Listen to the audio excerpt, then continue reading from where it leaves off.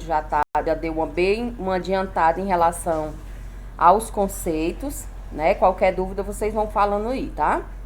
Então, o primeiro socorro é como agir em situações de emergência. Vimos a diferença entre prestador de socorro e socorrista. Inclusive, eu coloquei na atividade, justamente tem lá uma questão que é sobre isso, para vocês dizer o que é, né? Se é prestador de socorro, socorrista. Como também nós vimos o que é urgência e emergência. Lembrando, o vem primeiro do que o U. Então, emergência tem que ser atendido primeiro, porque, a palavrinha-chave, ameaça iminente à vida, certo? Então, qualquer coisa que aquela pessoa esteja exposta à ameaça à vida dela, ou seja, ela pode morrer se não for atendida logo, é emergência, né? O atendimento tem que ser imediato, ou é imediato, ou então não dá tempo de esperar nem um minuto. Já a urgência não é que é para ser esperado, viu? Não é para esperar em urgência. Se tiver como atender, tem que atender o mais rápido possível, porque apesar que a urgência aparentemente não está colocando a vida daquela pessoa em risco, mas se não for atendido rápido, pode ter complicações e evoluir para uma emergência, certo?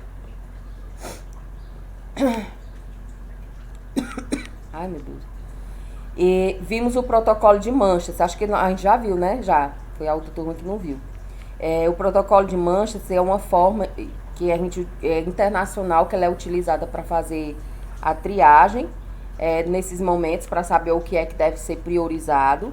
E de acordo com esse protocolo, a gente utiliza cores, né, para determinar como é algo que é padronizado mundialmente, internacionalmente. Então, a cor não muda. Então, eles utilizam essas cores justamente para determinar a prioridade em relação aos atendimentos. Sendo o vermelho emergência, tem que ser o atendimento imediato. Laranja, muito urgente, tem que ser atendido até em 10 minutos. O amarelo, urgente, até 1 hora. O verde, pouco urgente, até 2 horas. E o azul, não urgente, até 4 horas, né? Tudo isso a gente já tinha visto na aula passada. Aí eu também já dei alguns exemplos do que seria o que é emergência, muito urgente, urgente, pouco urgente e não urgente, né? Então, a gente parou aqui na aula passada. E agora vamos dar continuidade. Situações de emergência, gente, elas ocorrem com muita frequência. Às vezes, umas mais graves do que outras, mas até dentro da casa da gente, a gente se encontra em situações que requer um certo atendimento. Muitas vezes é leve, por exemplo, um corte, que é pequeno, um sangramento nasal, um ferimento, alguma coisa assim, uma queimadura leve. Mas mesmo assim, tem que saber o que se fazer diante dessas situações, né? Então, existem situações que requerem um atendimento mais especializado, outro nem tanto. Mas que, infelizmente, essas situações, elas são recorrentes.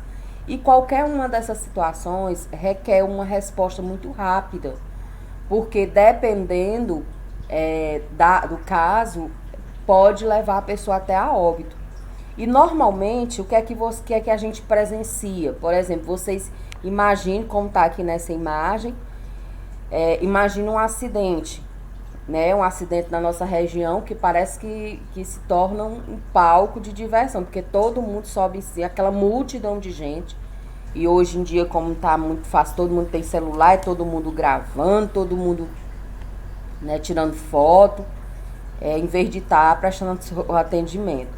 Então, nessas situações, a gente tem várias reações, né? Então, alguns não sabem o que fazer, né? Botar a mão na cabeça, não sei o que é que eu faço. Outros até sabem o que fazer, mas por aquela situação ser de choque, né? Ficam estáticas, com medo, com pânico, né? Porque normalmente, quando a gente se depara com uma situação dessa, a gente não sabe como é a nossa reação, né?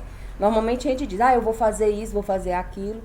Mas num momento de estresse muito alto, numa situação de um acidente, por exemplo, onde você tem vítimas graves, com ferimentos graves, com grandes hemorragias, normalmente isso causa algum pânico nas pessoas. E aí, muitas vezes, a pessoa até sabe o que fazer, mas por causa daquela situação lhe causar tanto medo, ela fica estática, não consegue reagir. E tem outras que mesmo não sabendo nada, se diz que é o bichão, né? Dá um de corajoso, dá um de super-herói, dá um de conhecedor das coisas sem saber de nada. E aí faz, e muitas vezes faz piorar a situação.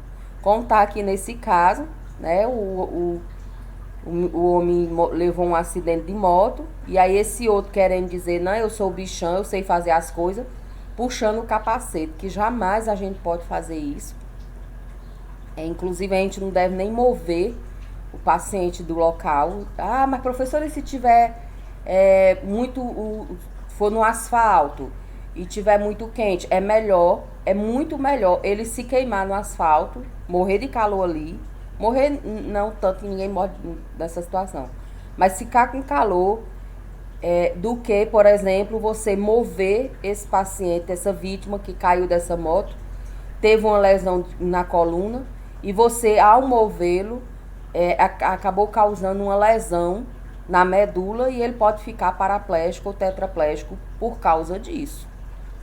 Eu vou contar uma história, eu não presenciei essa história, mas num desses cursos que eu fiz de urgência e emergência, teve um professor que ele veio da região sul e ele contou esse caso, eu não sei se é verdade, não sei, mas ele disse que aconteceu um acidente, foi um atropelamento, um senhor de bicicleta, e um carro bateu na bicicleta, né? E já adiantando, em qualquer situação de atropelamento, de acidente de trânsito, tem que chamar o resgate. Na nossa região a gente chama o SAMU. Por quê? Porque por mais que a gente ache que não aconteceu nada, mas pode ter ocasionado uma lesão mínima e a pessoa não sentiu nada na hora e depois viu um resultado. E foi isso que aconteceu com essa história que eu vou contar pra vocês.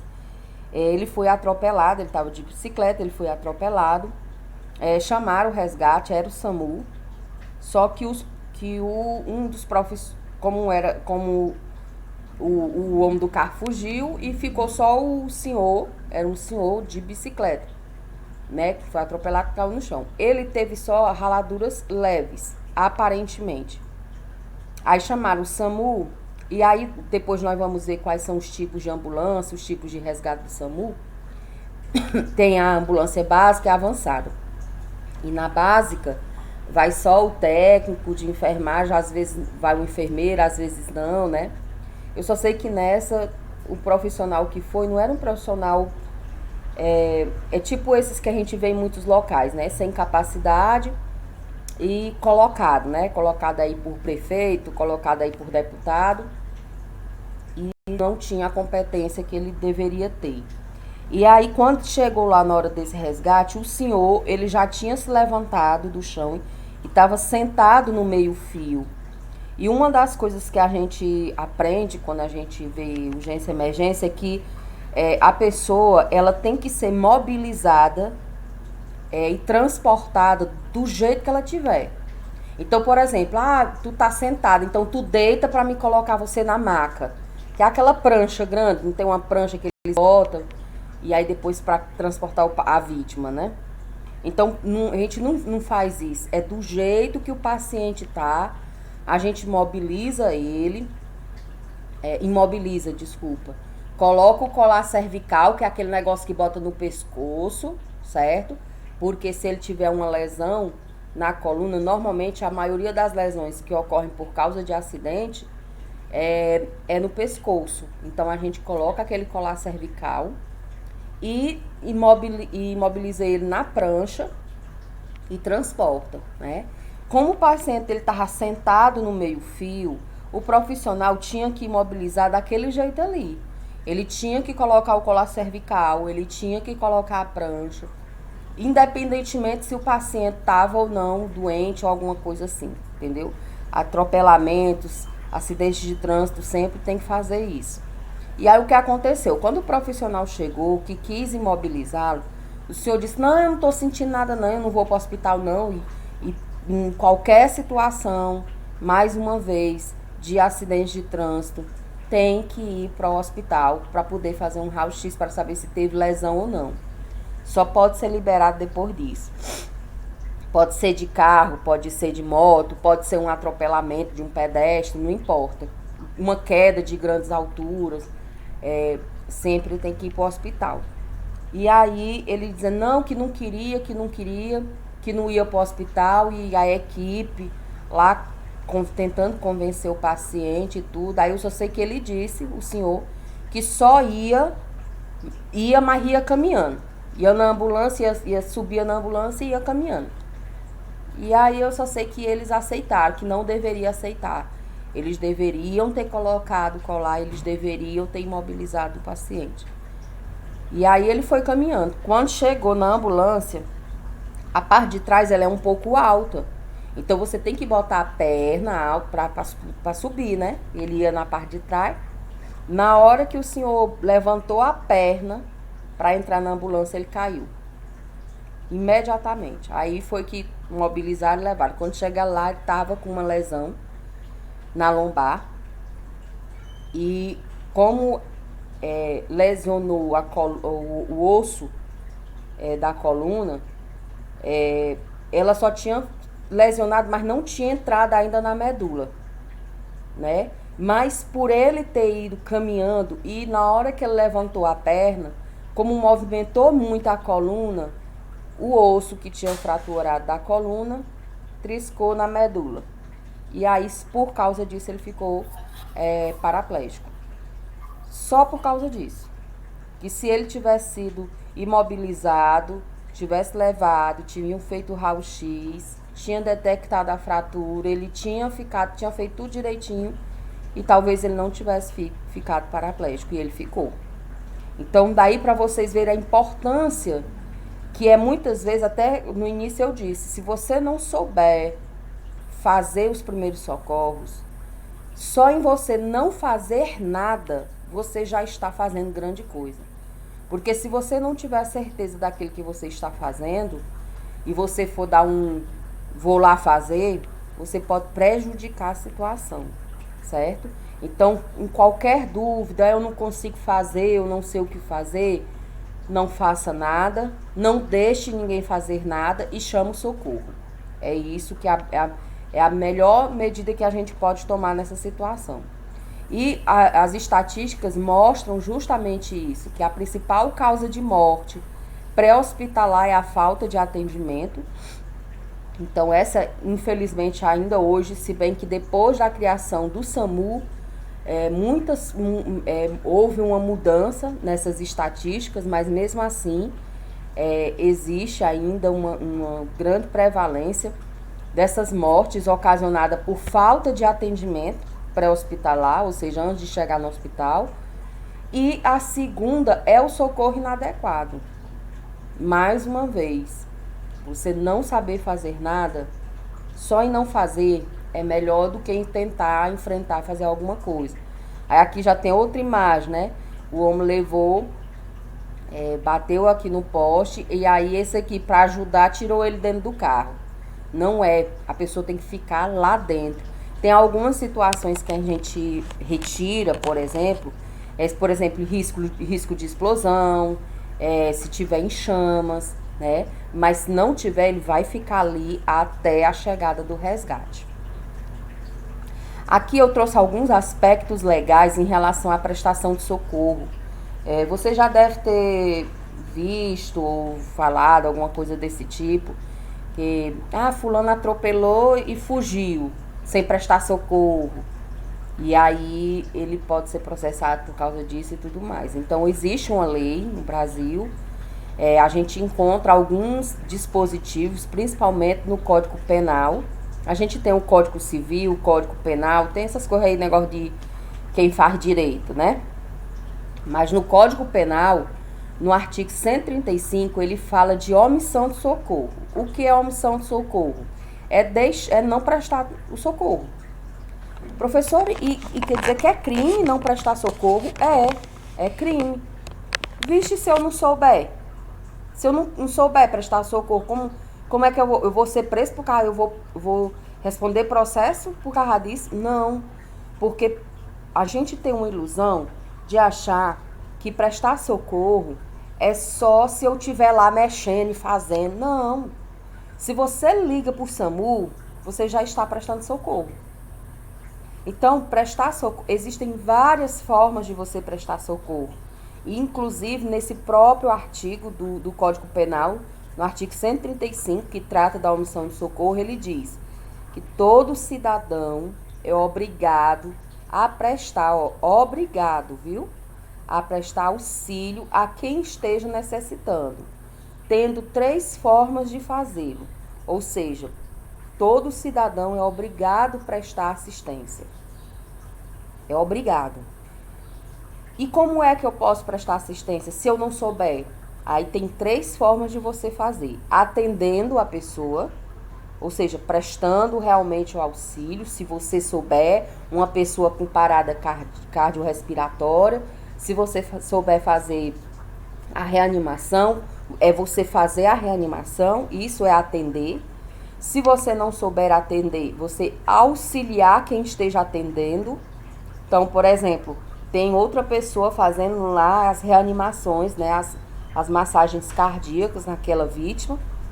E aí ele pede para você afastar os curiosos, certo?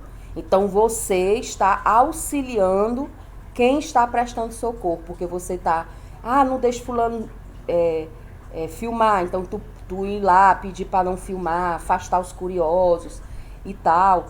Então, isso é auxiliar quem está atendendo, certo?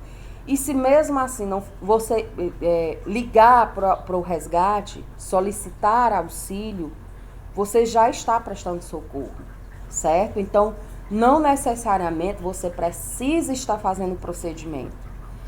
Só em você estar auxiliando quem está prestando atendimento ou chamar o resgate, já é uma prestação de socorro e dessa forma você não entra como omissão de socorro, certo? Deixa eu botar aqui a frequência.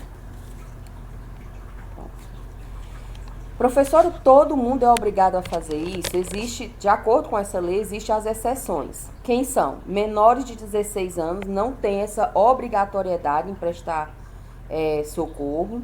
Maiores de 65 anos, gestantes a partir de 3 meses de gestação, deficientes visuais, deficientes mentais ou físicos, né? Desde que seja uma deficiência incapacitante.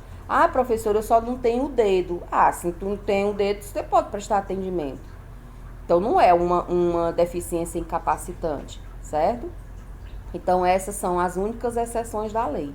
Então, se você tem mais de 18 anos, se você tem menos de 65, não está grávida e não tem nenhum tipo de deficiência incapacitante, você tem por obrigação, por lei, de acordo com o Código Penal, de prestar atendimento, sendo atendendo, auxiliando quem esteja atendendo ou solicitando auxílio. Existem outros aspectos também em relação a essa questão legal, que é o que a gente chama de obrigação moral. Quando a gente, assim, eu não entendo muito bem dessas leis, que são tantas coisas, né, que a cabeça da gente não cabe tudo não, mas quando você, dependendo da situação, a sua situação ela pode ser agravada ou atenuada. Então, por exemplo, você foi o causador daquele acidente, certo? Então, vamos supor, você estava lá de moto e atropelou uma pessoa. Você não prestou socorro, fugiu. Por que você tem que responder por omissão de socorro e muitas vezes quem estava lá vendo e foi embora não responde? Porque existem os agravantes, que a gente chama de obrigação moral. Que se você foi o causador daquele acidente, você foi você foi o causador daquela situação, aumenta ainda mais a sua obrigação de prestar esse atendimento. É por isso que, em acidentes, se você fugir do local, você vai responder por omissão de socorro, certo?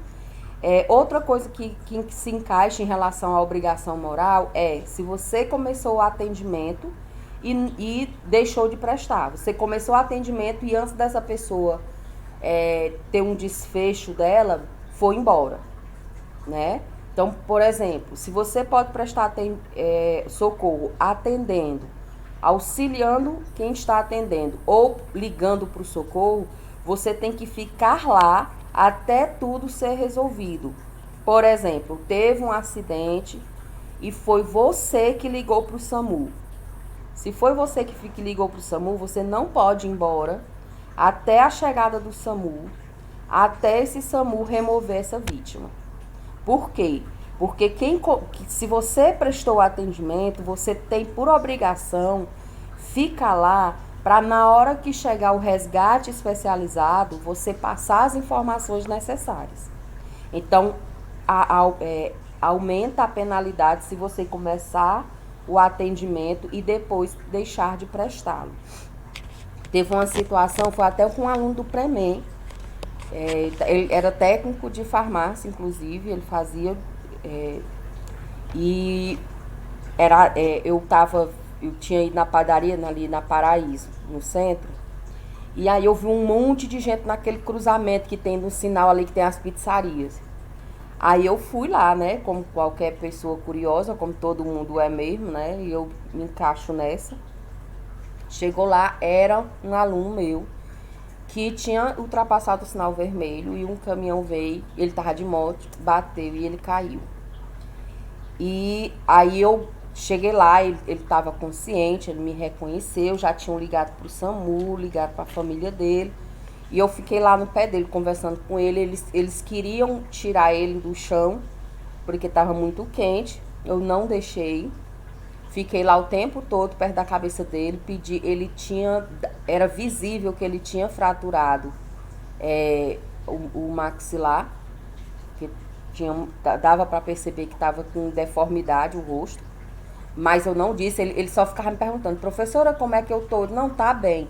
Você só precisa ficar parado, porque é procedimento mesmo. Inclusive, eu tinha sido professora dele de primeiros socorros.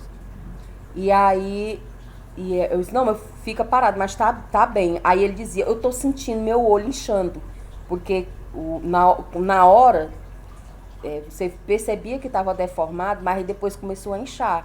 E aí ele percebia, ele mesmo, que o olho estava começando a fechar, porque estava inchando essa região. Aí eu disse: não, só machucou um pouco o rosto, mas não tem nada não. Aí a mãe dele chegou chorando lá, e a gente tentou acalmar para não deixar ele mais nervoso, e ele na mesma posição que ele caiu. Aí chegou a moto do SAMU, porque a ambulância estava no trânsito.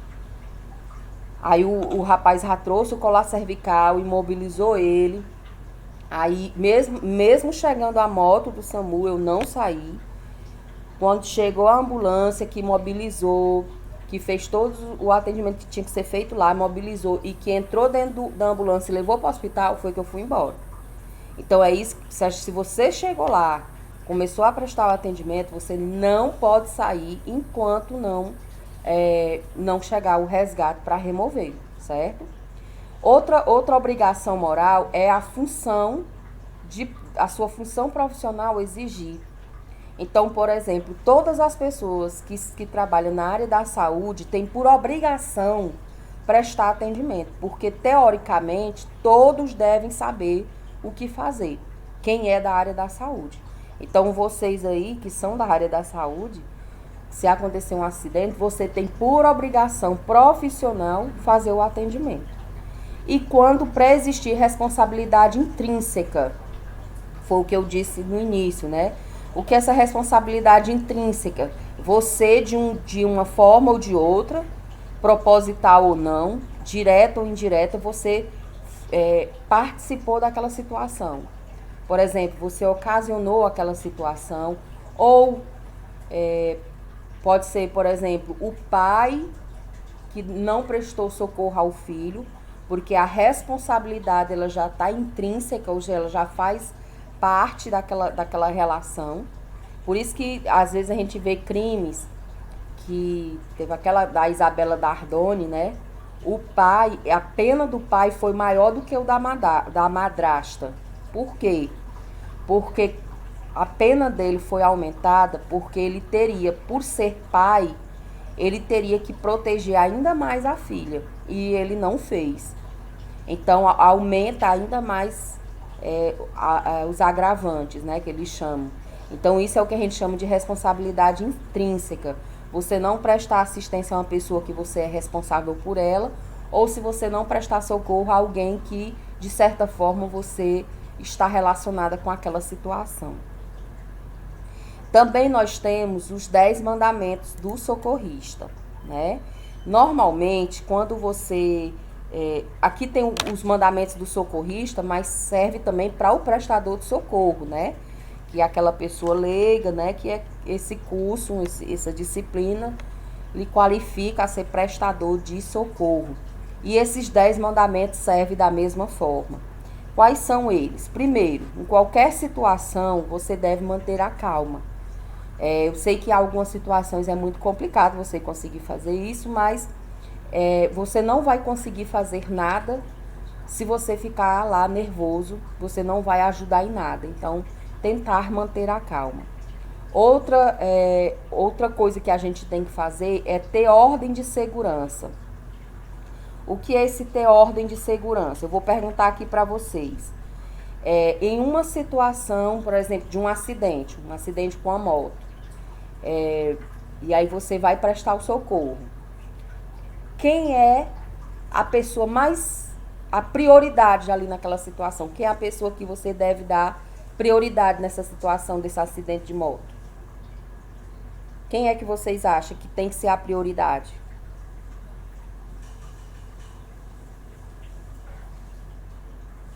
Hein, gente? Bora lá? É quem que vocês acham que você, como socorrista, como prestador de socorro, tem que dar prioridade? Eu vou dar prioridade a tal pessoa. Quem é que vocês acham que vocês devem dar prioridade? Professor, eu acho que tem que Aquele dar que tá prioridade correndo àquele risco. que. Pode falar, Tânia. Não, pode ficar aí, tu. Oxente, Não, falando. pode ficar à vontade. Pode falar. Agora pronto. Vamos, fala os Não, dois. professora, Sim, Tainara. eu acho que é quem tá correndo risco de vida, né? A Ela vai vítima, no caso, né? isso, quem tá mais correndo risco de vida naquele momento. Alguém discorda de Tainara, que Tainara disse que por exemplo, um acidente de moto na rua, e você vai prestar socorro. A prioridade é a vítima. Alguém não concorda com Tainara? Eu também acho que a prioridade é a vítima, mas tem que se ligar também sobre chamar o atendimento especializado, né? Certo. Alguém Na discorda verdade, do... eu atendo Oi? a ambulância. A prioridade, professora, não, eu acho que não é a vítima. E A quem é? prioridade é a pessoa ligar para a ambulância, SAMU, seja Não, lá mas o que assim, precisando. quem? Não, mas eu quero saber a pessoa. As pessoas que estão ali envolvidas com aquele acidente. Quem é que você dá prioridade? Aquelas pessoas que estão no caso de emergência, não é não, A professora? vítima. Que Não. tem simplesmente a vida. Não é. Eu vou explicar bem direitinho. É justamente esse ter ordem de segurança. O que é esse ter ordem de segurança, gente? Se você chega num local que teve um acidente e você coloca como prioridade a vítima, você está esquecendo, por exemplo, de você. Você pode estar se colocando em risco para atender outra pessoa. E o socorrista, o prestador de socorro, não é herói, que a gente vê aqueles filminhos de desenho, né? O super-homem, Homem-Aranha entra nos fogos, entra não sei o quê, e não sei o que mais lá das quantas para salvar todo mundo. Nós, seres humanos, não somos heróis. Então, a primeira pessoa que a gente tem que dar prioridade é você mesmo. Essa é a ordem de segurança, certo? Teve até uma vez eu fiz um curso com um que é um condutor aqui do SAMU, que ele é, não sei se é Júlio ou coisa assim, que ele é excelente. Ele sabe mais que é muito médico e enfermeiro que trabalha aí no SAMU. Fiz um curso com ele, ele é top de linha, esse homem. E aí ele contou um caso que teve um atendimento aqui em Picos, de uma briga num bar, e tinha uma vítima que tinha sido esfaqueada.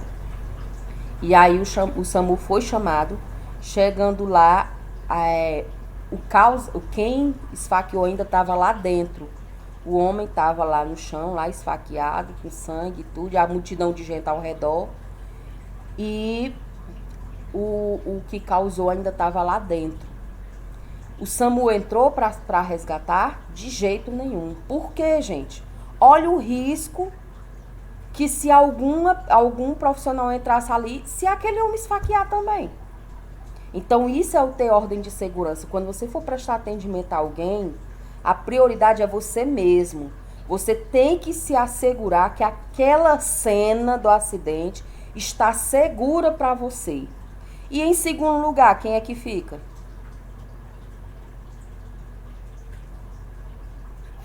Agora é a vítima, né? Também não. Não é a vítima. Sabe Gente, quem? professor, Vai morrer, né, a vítima? qual vai ser a hora da... Que hora que vai ser a hora da vítima? Espera que vai chegar. Imagina essa mesma situação que eu contei do homem que contou que aconteceu aqui em Picos. Tava lá num bar, um homem esfaqueou o outro e tava lá dentro ainda com a faca. O SAMU chegou. Então a prioridade de você dar prioridade nesse atendimento é os próprios profissionais, é você mesmo. É você. Por quê? Como é que você vai atender alguma pessoa e se colocar e poder se tornar uma vítima? Então você é em primeiro, certo? Em segundo lugar, não é a vítima. Quem são? São seus colegas de trabalho, seus colegas de profissão e os curiosos. Porque nesse momento você só está tendo uma vítima esfaqueada. Mas se você não resguardar os outros, os curiosos, os outros profissionais que estão com você, o que é que vai acontecer? Pode aumentar a quantidade de vítimas. E agora sim, por terceiro e não menos importante, é a vítima. Certo? Por quê? Nessa situação, ele disse que qualquer situação dessa, por exemplo, tem que ligar para a polícia. Então, ligaram para a PM. Quando a PM chega, que consegue manter a cena segura, aí sim o profissional vai. Certo? Primeiro, para você não se tornar uma vítima. Segundo, para você não deixar aumentar a quantidade de vítimas. Nesse momento só está tendo uma. Mas se você não se resguardar e não resguardar a segurança dos demais que estão ali ao redor, pode aumentar a quantidade de vítimas, certo? Então não é que a vítima não seja importante, mas é porque a gente tem que preservar as outras pessoas. Isso também acontece no caso de acidentes. Por exemplo, se tiver uma pancada entre dois carros, né? Se bater dois carros e tá com princípio de incêndio, ninguém encosta perto.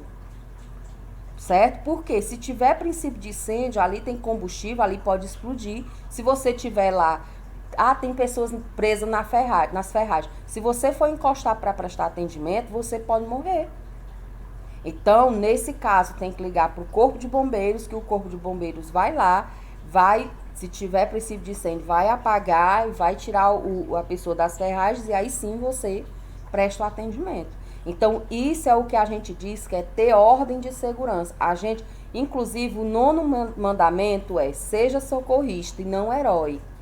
Que cabe a mesma coisa, certo? A gente tem que dar prioridades justamente para não aumentar a quantidade de vítimas. Não que a vítima não seja importante, viu, gente? Longe disso. Mas a gente tem que, de certa forma, preservar a vida dos outros também. Certo? Deu para entender, gente? Sim. Pronto. Deu, sim. Então, a gente deve também, terceiro mandamento, verificar os riscos no local. O resto dos mandamentos se encaixa tudo nesse segundo aqui. Então, primeiramente, antes de você atender alguém, prestar socorro, você tem que verificar os riscos que estão ali no local, princípio de incêndio. Tem depois algumas imagens aqui que a gente pode tentar identificar isso.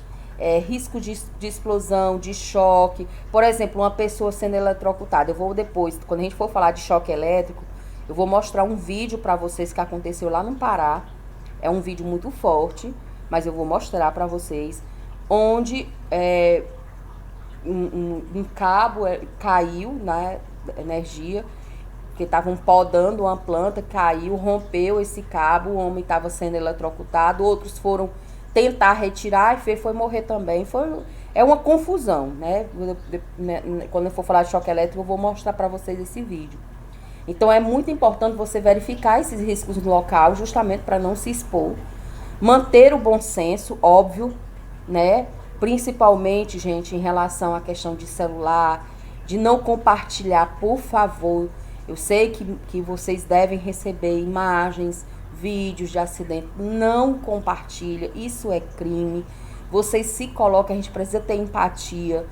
Eu sei que as pessoas são curiosas, a gente tem curiosidade, isso isso é natural do ser humano, mas a gente tem que se colocar no lugar do outro, ter empatia. Já pensou ser alguém da sua família?